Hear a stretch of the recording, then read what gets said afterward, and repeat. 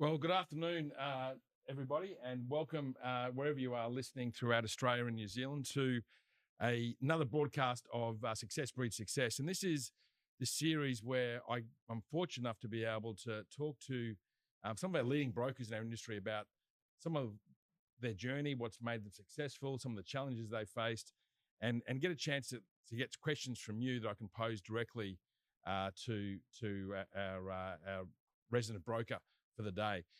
You're in for a bit of a treat today. I'm delighted to be joined by Amanda Young. Amanda's a real personality in our group. She's a business owner based at Brookvale in the northern beaches of Sydney. Amanda, welcome to the show.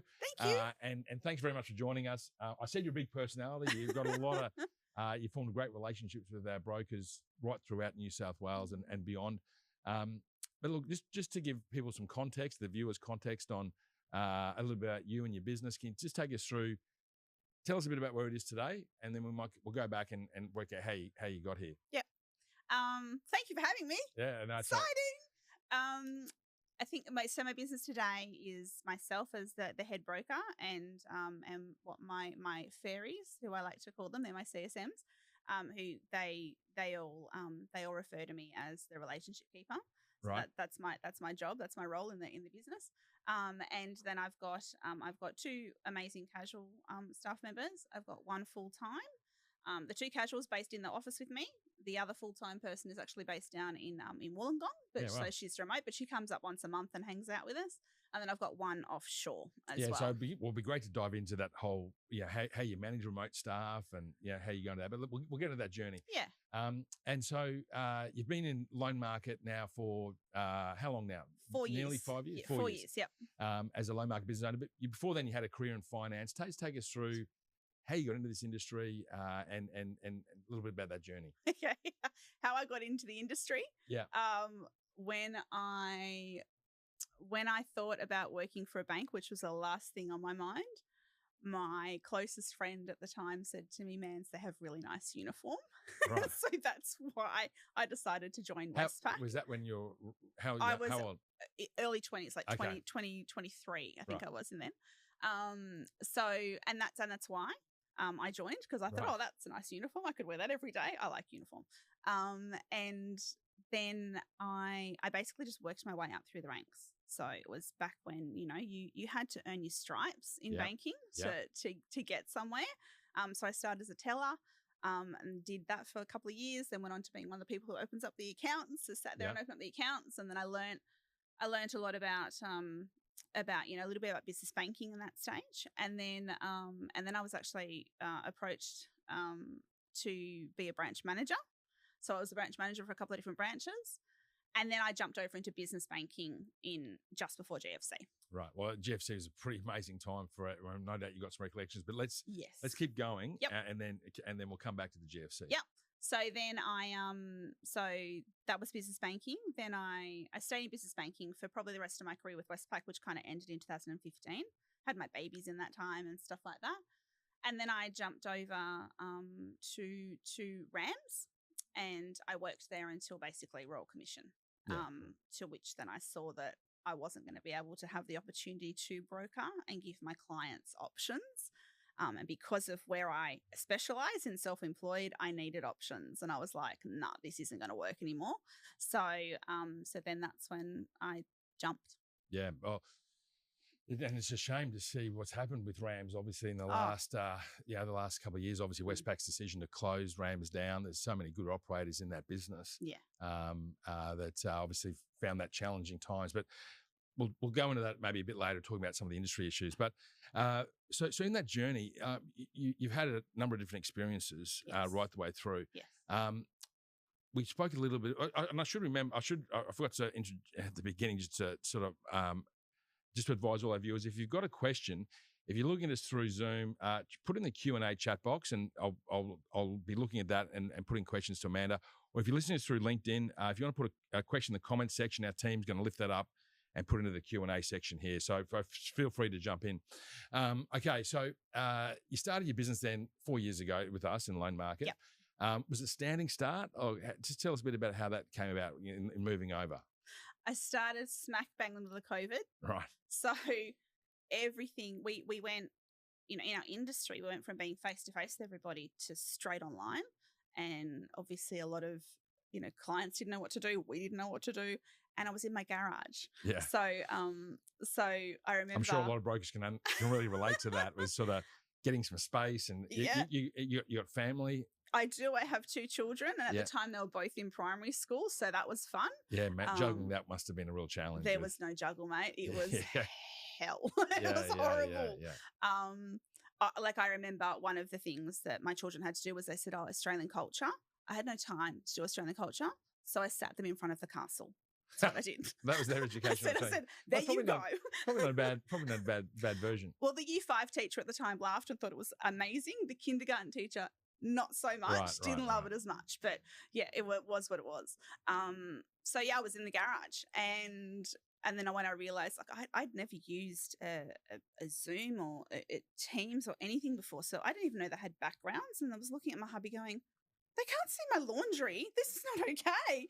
So he put up curtains. So I had curtains as my backdrop, and that was how I did. And how was I it started busy from the beginning, or did it take a little while to build some momentum, or how did you go about? Do you know what? The second I opened, the second I put it out there, I think it was within 3 months I was writing my first loan. Right.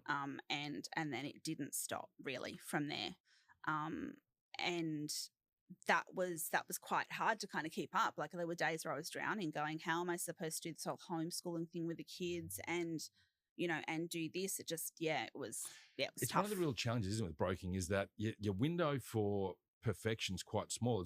Often we're either not busy enough or we're too busy, and both of which bring stress. And so getting that just right is very difficult sometimes. Yeah. It was tough. When did you're so obviously busy, and we should tell the viewers, one of your specialities is in small business lending. Yes. Yeah, and so you got a pretty tight demographic that you target. Yes. Do you just want to explain a bit about that and how that came about? Yeah. So when I worked for Westpac, I was the small business finance manager for the beaches. And so I made it sort of my mission to go to each branch every week and be able to see clients and that sort of stuff. So I learned that's my tool of trade. That's what I do. And that's where I learned I love this. I love being able to help people who walk in and go, I don't know what to do. Yeah. And I went, nah, this is my jam. This is what I want to know. How I got the job, I'll never know, because in the interview, they actually said, it was a 3-hour interview, and they said to me, take me through these financials. And I'd never seen financials in my life. And I went, wow. I don't know, but let's figure it out. And then I got the job. So, and did they give lots of training to you after that? Like, how did you become proficient at this? Was it just practicing more and more? Yeah, a little bit. So they did give you training, but a key thing that I did was I would actually go and take the time to go and sit in with credit. Right. And so there's a lot to be said for doing that, absorbing and being in an environment or around people that know what they're talking about. So I'm always a fan of, if you want to hit something, go hang with the people who are higher than you, because you're going to glean from them, and you'll hear something, you'll learn something. And that's really what I did. And that built your proficiency and Absolutely. capability. Absolutely. And so how many now, how big a part of your business now is tradies and are small business owners? 90%. Right. Okay. Yeah, easily. And so, and because you're doing that now, you've become specialised in that. You've got a reputation in that space. Yeah. That's bringing more and more. We're not a conveyor belt. Business in my business at all. We don't just, if we get 2 PAYG clients, my team are like, don't touch it. I'm like, why? And they're like, because you'll stuff it up. You'll read a pay slip wrong. Like, that's kind of how removed from the PAYG space I am, because I'm so all into financials. And okay, so you mentioned you've got a team now. You call them your fairies. My fairies, yeah. So your fairies. How do they? I mean, when did you start that? Because it's always one of the things when I talk to brokers. One of the challenges they have is, like, I'm so busy. I'm sort of not enjoying it. I didn't buy this business. I didn't start this business to work 80 hours a week, and I'm not happy. I'm not seeing my family enough. There's all that challenges you have when you get successful. But it's hard to take that step to put someone on. How did you find it? Was you nervous about it? Did you do it straight away? Did it take you some time? I think so. For me, like I bought my first ferry on part time around the 4-5 month mark because I was just inundated. I could not keep up. It wasn't humanly possible. What's inundated mean? Just to put a perspective for other brokers listening. Yeah. So a lot of inquiries.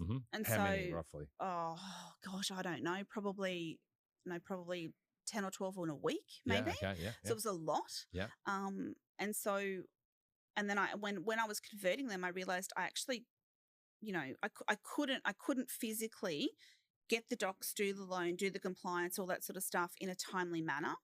And timely to me is like, within basically, 48 hours, I want their documents back to the client. You know what I mean? Yeah. Plus I was still learning a whole new system at the time, right? Yeah, so you just come over from Rams into my CRM. So I had my CRM, file invite, all these things. And I'm going, how do they talk to each other? I don't understand how that works. How can I be better at this? I had no idea. I didn't even know you could relabel things. So every deal just took a longer time to do than what I would have liked it to do. So I was fortunate that, I bought my first ferry on, and then it was only a matter of, I'd say, another 6 months after that, I bought the next one on. Yeah. And then very closely after, like a month after that, I bought the other one on. So I had 2 casuals and then 1 part-time. How do you find managing a team? Like, and because when you start to build that out, that your role changes a lot, and you start to have to do things differently to make it work. Was that a difficult transition for you to be able to manage staff? And you've got them remotely now, so I'm not. Have they always been remote? No. Well, I mean, COVID, yeah. Yeah, that's COVID, true. they were. Yeah. Everyone was remote. They didn't change at all. Yeah. So this is where I'm probably not the best person to talk to about staff, because I love my staff and I find it very easy to manage people. Right. But that's because I hire for my weaknesses, not my strengths. Yeah. So you definitely do not want 2 of Amandas in an office. Okay. It will not work. Yeah. Because how did you find that? Because that's quite a difficult thing to actually work out what you're good at and what your strengths are, and what type of people you need to augment you. Yeah. How did you go? And you've always been someone who's been fairly authentic. I think it's been one of the strengths you've had, and people talk about, how genuine and real you are. But how did you work that out around what you're good at and what you need help with? You fall, you fail. Yeah. And then you go, okay, that's so let's take us through me. that. Take us through that. What do you mean by that? So, okay, so so one of my definite weaknesses is if you put a spreadsheet in front of me and a checklist, and I have to follow those bit by bit, I am not your person. Right. Okay. I am not your person to do that. I am high level. This is how I work. I can do these. We can strategically paint this picture. It's going to be great, but I can't get into that detail. Right. So I have one of my fairies who, if you put a spreadsheet and a checklist in front of her, she's in her heaven. She's like, this is great. This is awesome. Yeah. I had to fail. So, and that hurts. Like sometimes, I had one of my accountants actually take me out for lunch one day. And when I talk referrers, I don't pay referrers. They don't pay me. There's no money that exchanges hands, and I refuse to do it. That's a personal thing. Mm-hmm. One of my accountants took me out for lunch one day, and she said, what happened 6 months ago? And I said, why? And she said, because I sent 2 clients to you and you actually never got back to them. Yeah, wow. And I went, okay, there's something wrong in my process here. What do I need to change? Yeah. So like anything, you just need to fail at it. Yeah. But you need to fail and be able to look at yourself in the mirror and go, okay, how can I do that better? And just be better. And did you struggle with that for a while? Like in terms of, getting feedback for all of us is important. Yeah. And I get lots of feedback on how we can improve our business and things as well. So how do you take that feedback and not wallow in it? Is that something you used to do, or say I'm not good enough, or something's wrong with me, or was it really, mate, I just need more. I need more support coming in. So twofold. So the The first one is yes, I give myself a pity party. I'm allowed to have that. Yeah. And then I generally go home and I bounce it off my hubby. But then who's an amazing sounding board for me. But then I go, okay, well, that's not going to work. How are you going to get better at this? Yeah, Let's go. yeah, And yeah. it's a little bit of a mirror moment, you know, where I'm a talk to myself in the mirror person. I'm like, okay, what are you going to do? So you made that decision. Then how long did it take you to find the right person? And have you had situations where you had to invest in staff and they've left and maybe? So my first fairy left after the first 18 months, I think, close to 18 months.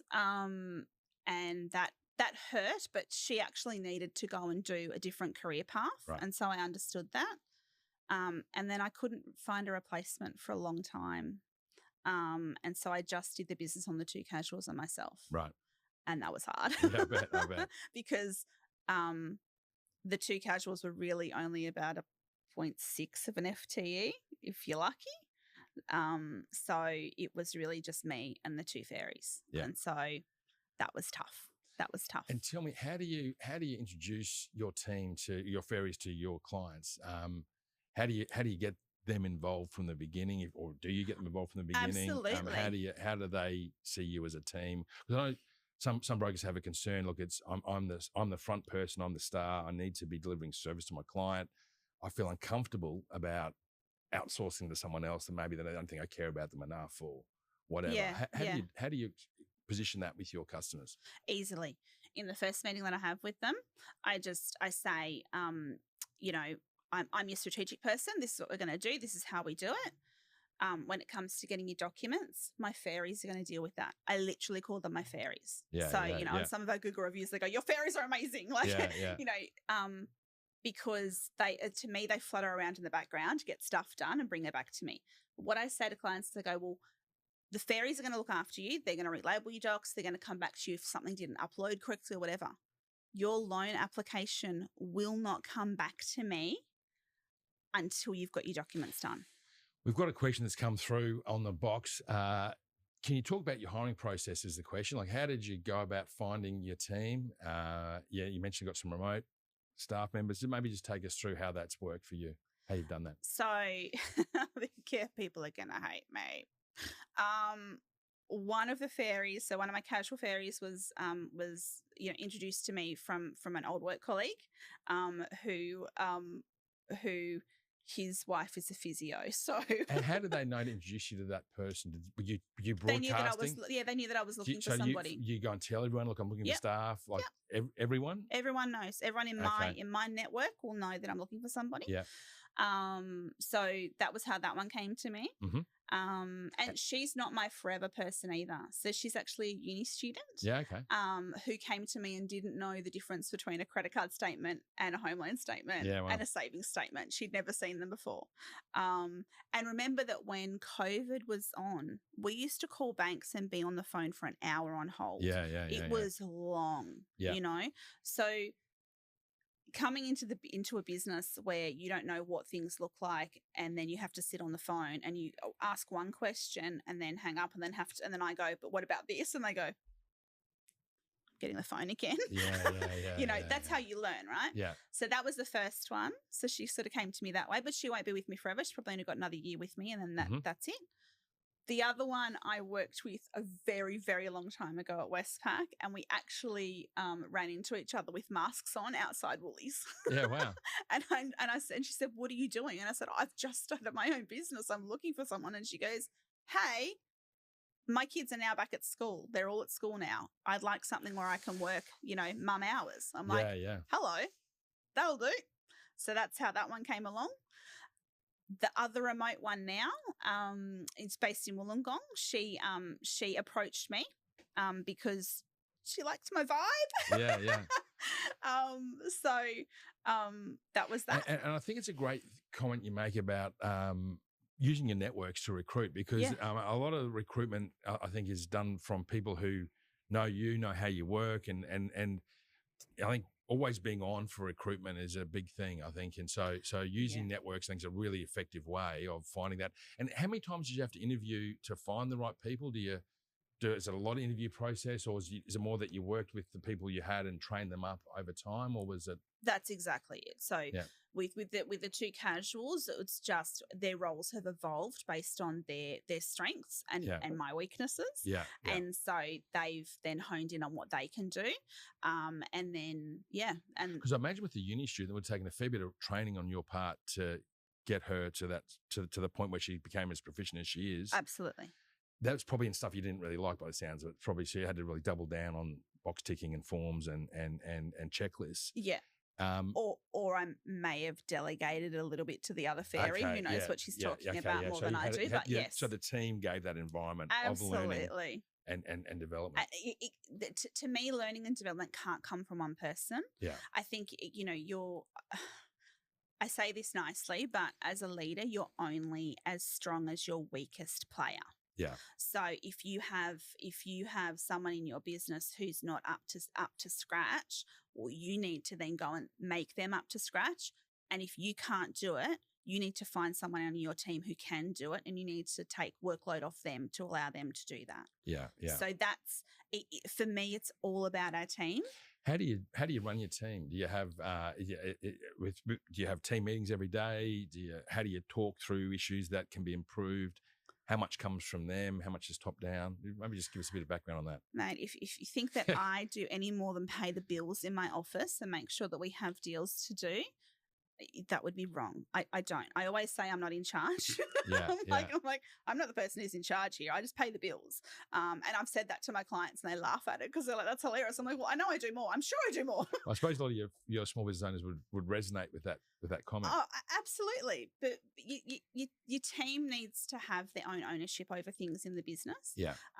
So, like with their KPIs are, we have a business KPI. But we also have the individual KPIs where they,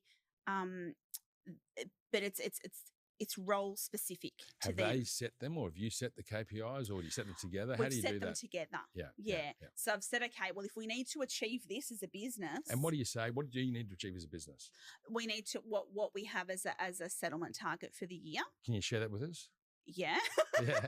I wasn't sure if I was getting the whatever. Open book. So for this year, we want to settle 70 mil. Yeah. Which I know is probably not shooting the lights out for a lot of businesses out there, but for me, I think average for MFAA put the average out. I think it was somewhere around 15 mil, just to put which it in makes context. Me cry. But anyway, let's go. Yeah. We can maybe talk about that later. Yeah, that's right. So 70, and what you break that down into a whole bunch of targets around this is activity. Correct. Yeah. And so how many lodgements we need to do? Well, that's one fairy's job. You know, how many appointments we need to do? That's on me. Yeah. That's my KPI.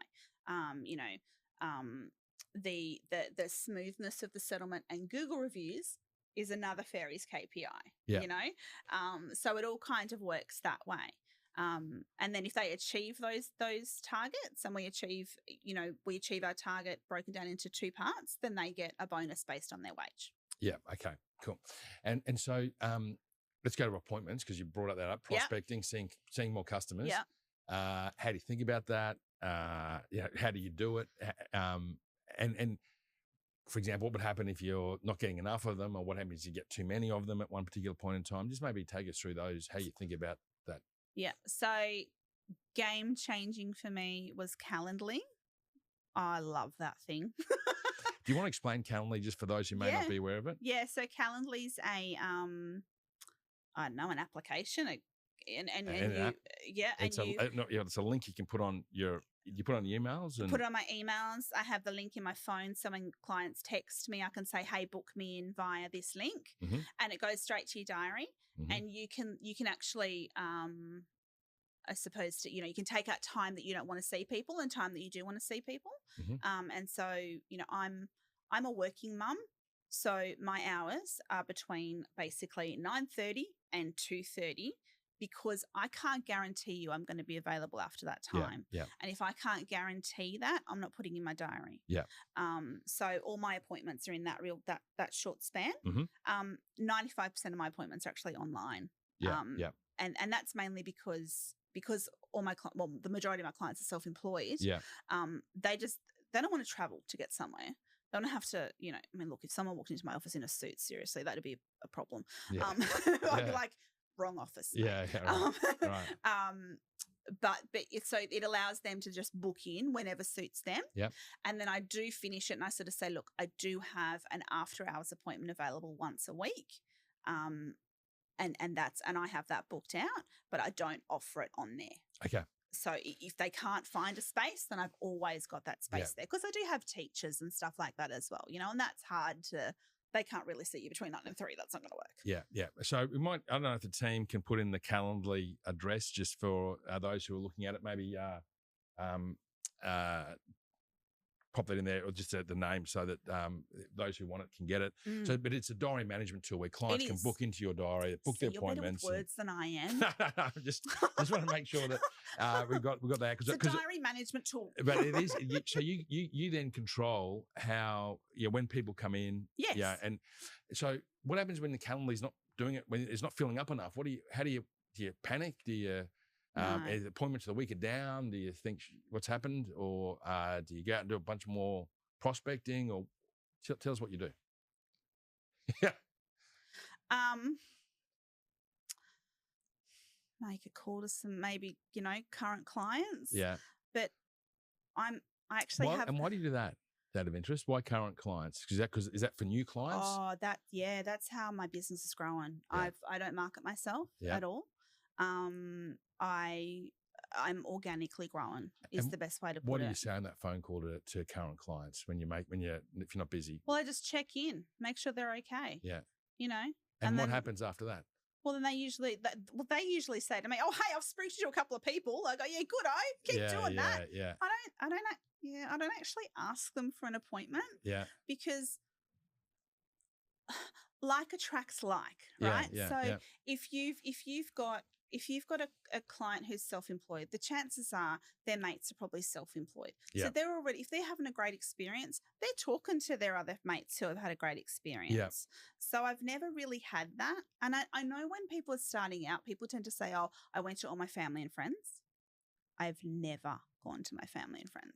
Yeah. Ever. Yeah, wow. If they come to me, that's different.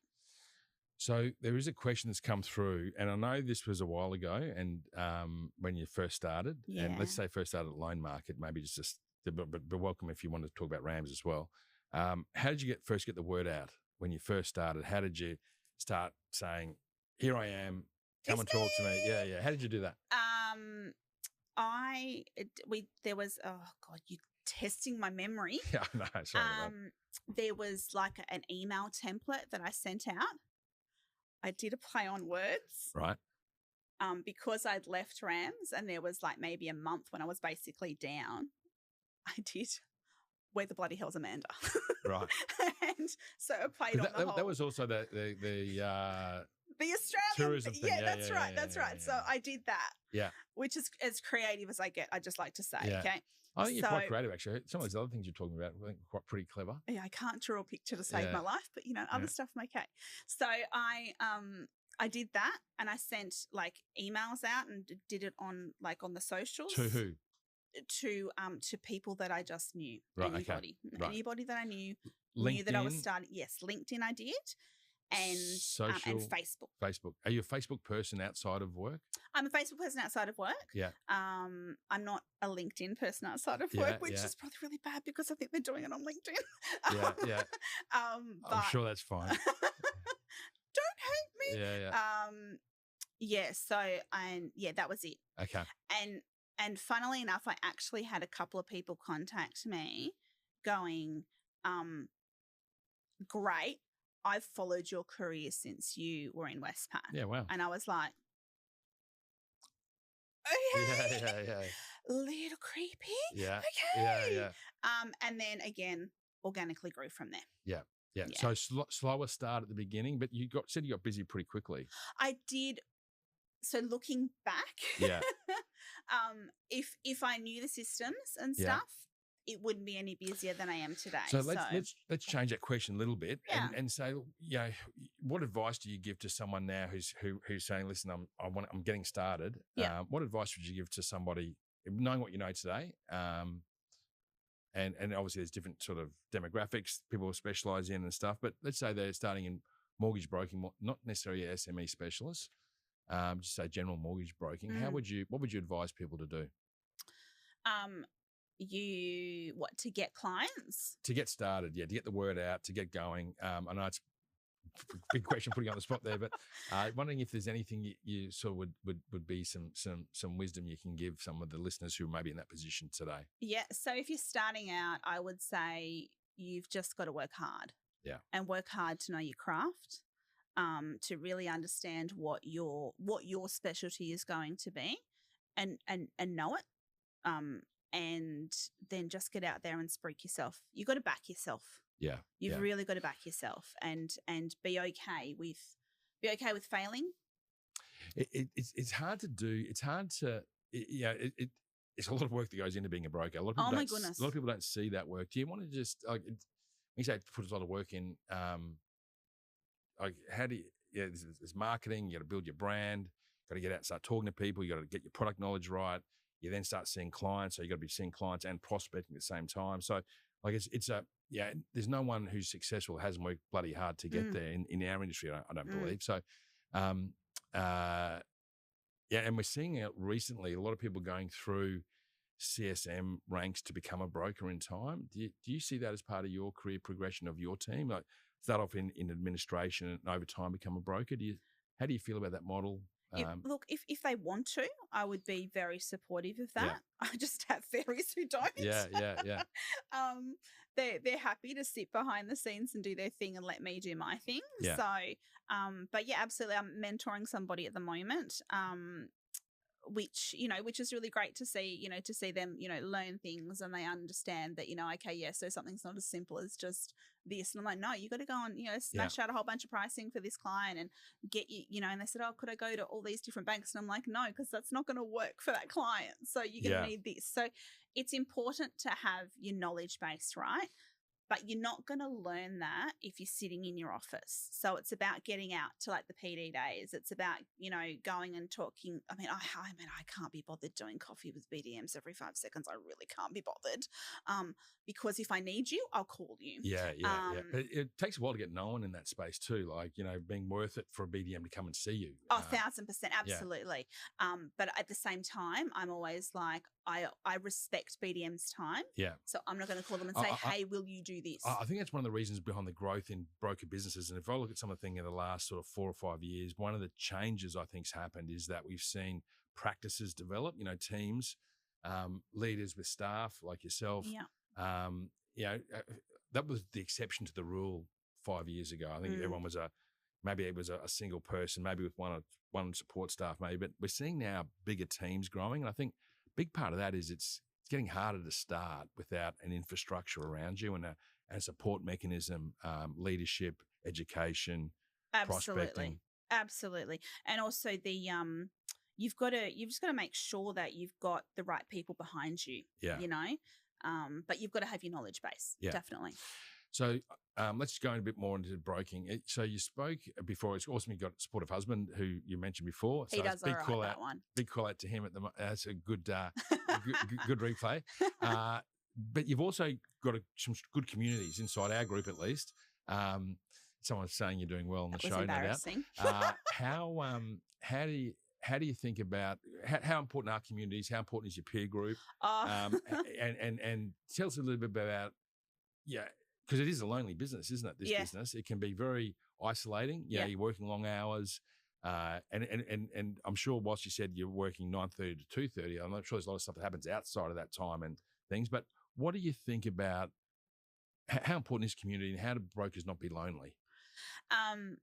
I think I was put in a privileged position in some ways because in loan market, we're quite community focused. And in COVID, we bought the state manager at the time, MK, brought together small groups of people so that they could meet, once a week, once a fortnight over Zoom or Google Meets. And I was just quite fortunate that I found my people. Yeah, cool. I found my tribe. How many in that tribe? There's about 10 of us, I think. Yeah, cool. Yeah. And we all have different stages of business, but we all kind of in some ways have a thread of we're kind of going through the same thing because, yes, it is lonely, banks' credit policies change all the time.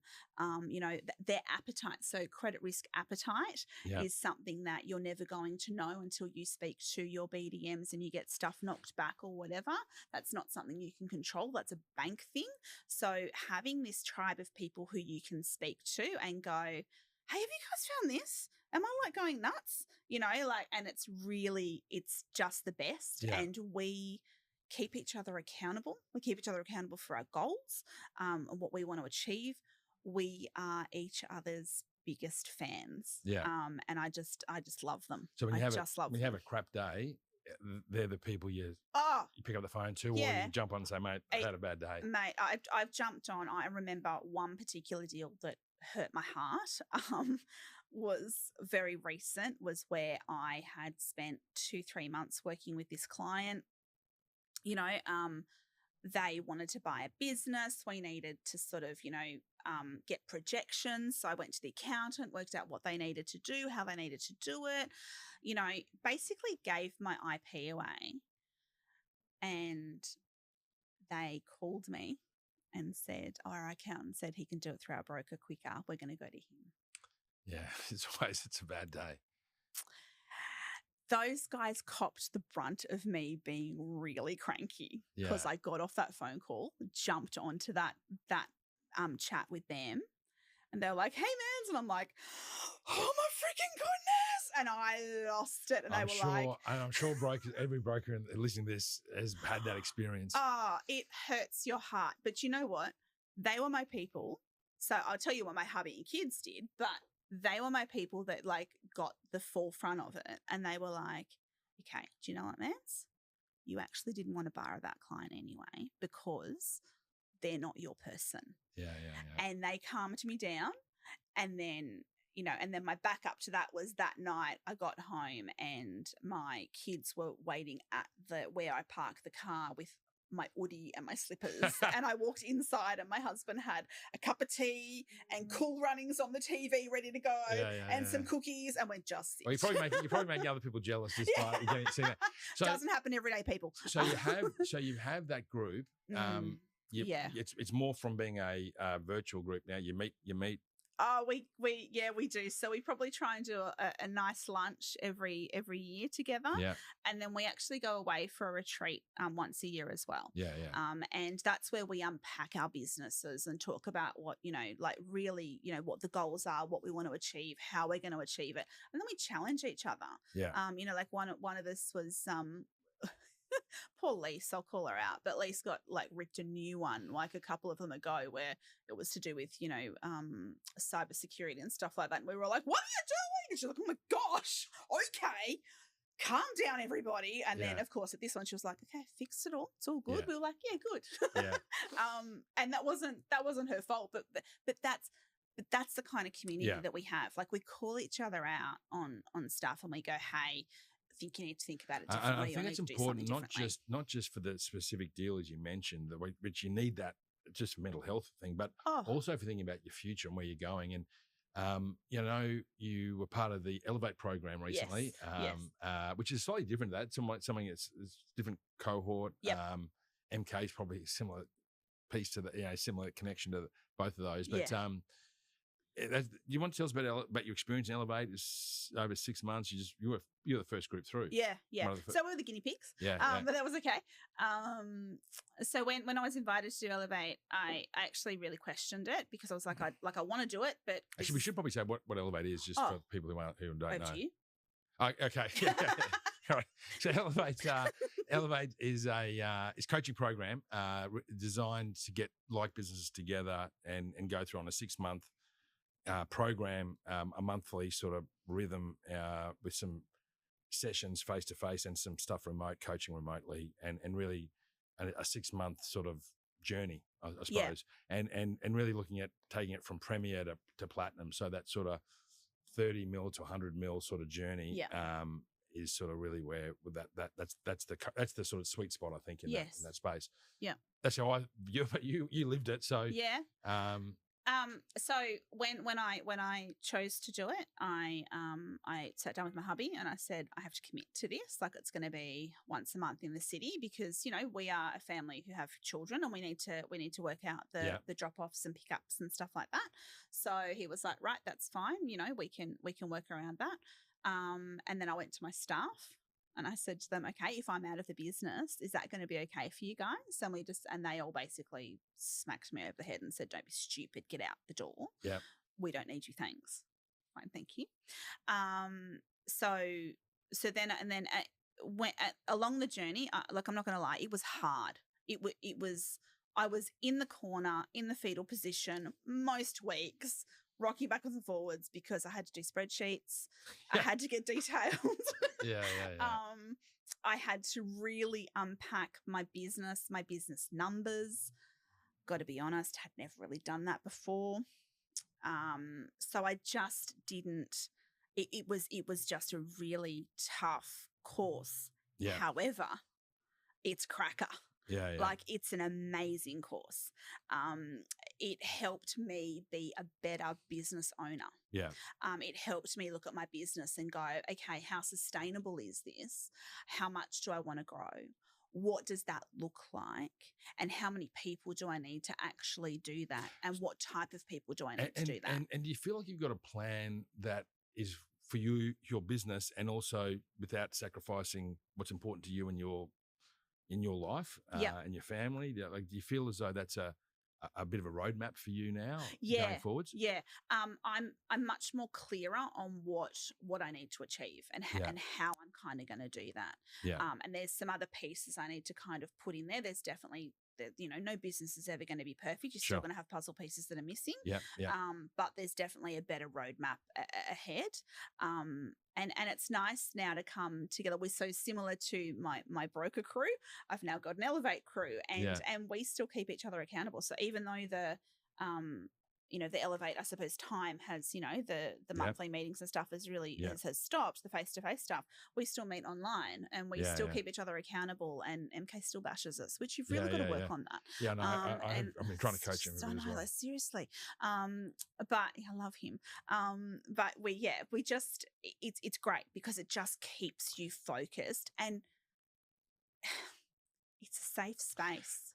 Do you think this industry is like one of the things that industry talks a lot about is just attracting more female business owners into this, and there's some fantastic, as you know, fantastic business owners, female business owners.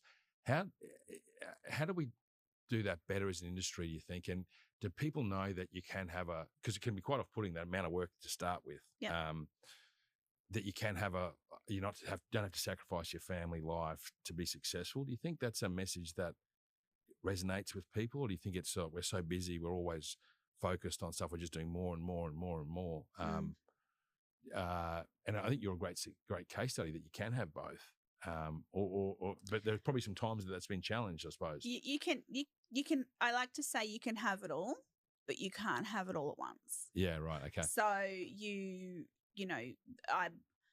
people talk about juggling balls in family life, especially. Yeah.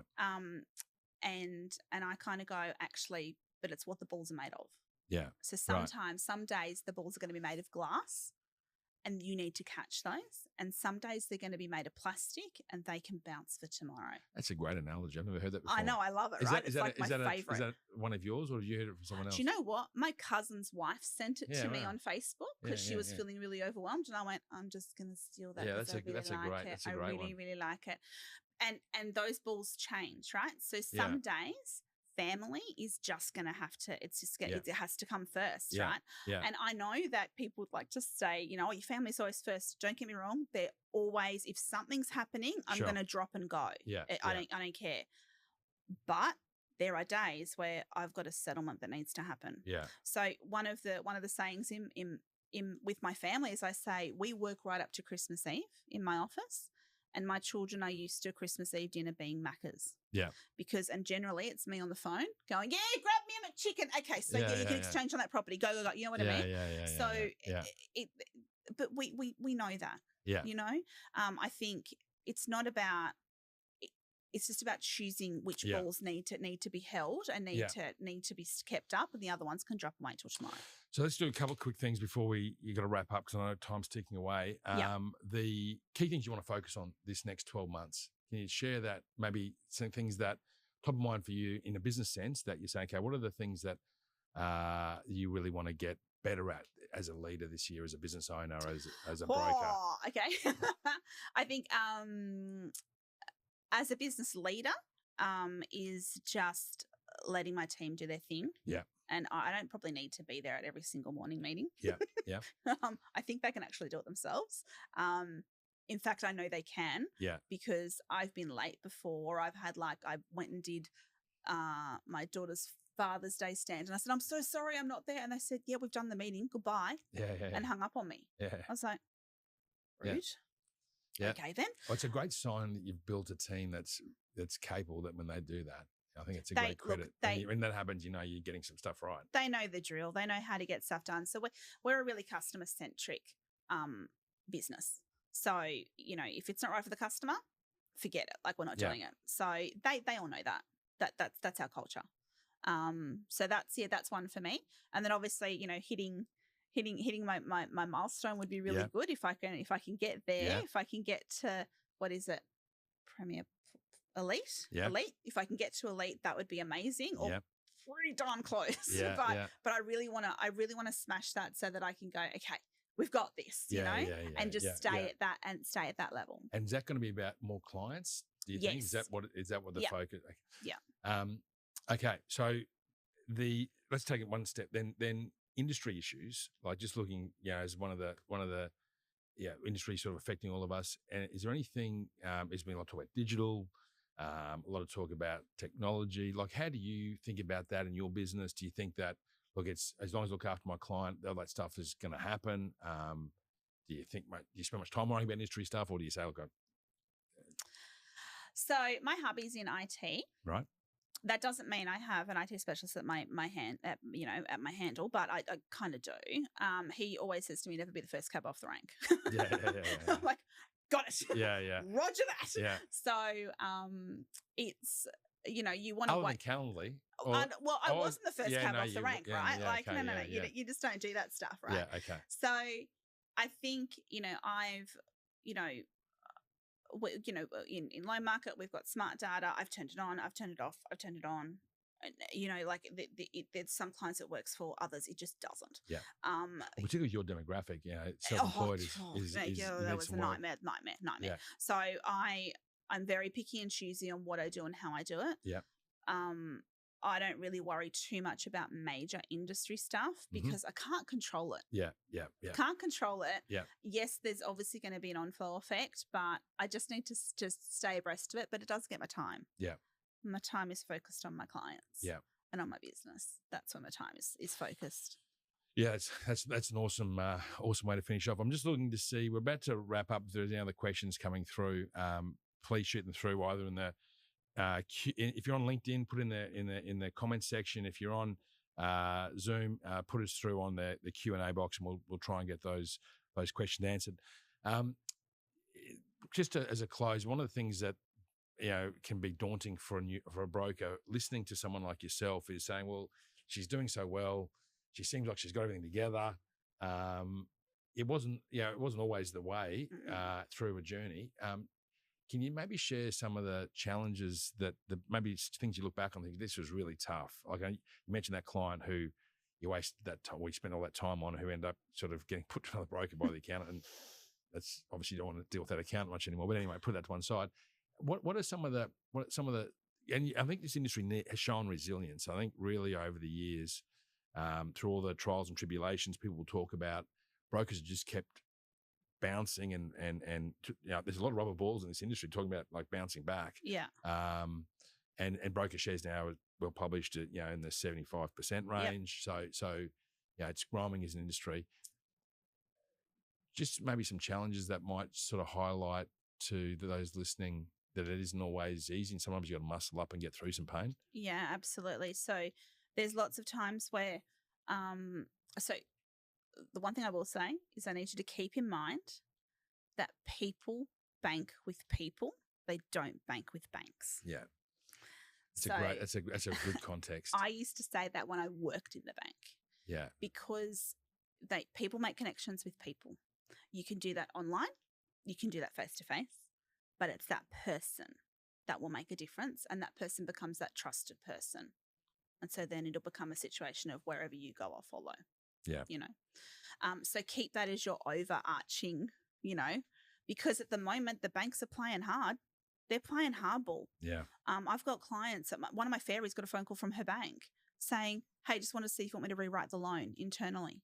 Yeah. Wow. Like, no kidding you. Wow. Like, I went, "Are you freaking kidding me?" Like, yeah. no kidding. So they're playing hardball. Yeah. Because they just want to get their backs up our brokers, but they'll calm down because they'll realize, as they always do. Yeah. You're going, you know, you are going to fail, and that's okay. And just try and get yourself a little tribe of people who understand that. Yeah. And don't just rely on family and friends, because that won't sustain you at all. Yeah. That's good. I think that learning from failure and not seeing it as a failure, but this is a lesson I've learned. I'm going to use it as juice to be able to get me to the next level and make a transition. How can I do better? I've got a client who I've just spent so long with, and I'm just I cannot crack it. And I'm like, how am I going to? And I just literally stand in front of the mirror and go, how can you do better? Just do better. How can you do better? So now I'm on my own journey with learning about how can I make that work better? How can I do that? I think that if you stop learning, you die. Yeah. You got to keep learning. Yeah. You're never going to be, you know, you might be seen as an expert in your field, but it still doesn't mean that you know everything about that field. Yeah. You know? Well, 100%. I mean, if you're not learning it, I mean, because the skills depreciate over time, like anything else. And that you're not consistently adding to that, you will progressively become less relevant. I think it's very true. And I think everyone can be learning more all the time. Yeah, absolutely. And needs to. Yeah, absolutely. Absolutely. Well, listen, I think that brings us to the end of another Success Breed Success. I think you'll join me in thanking Amanda for being so open and sharing with what you've been through and the business you've built. I think on behalf of all of us, congratulations for where you are, and really excited to see where you're going to get to, not just at the end of this year, but in the future, and see your business continue to grow. It's been terrific to have you here, Amanda Young. Thank you so much. Thank you. Look forward to maybe catching up again in a year's time or so and checking in and seeing how you're going. Oh, progress. We like a revisit. Yeah. That's all for us today. Look forward. Thanks for joining us, and hope to see you next time on Success Breed Success.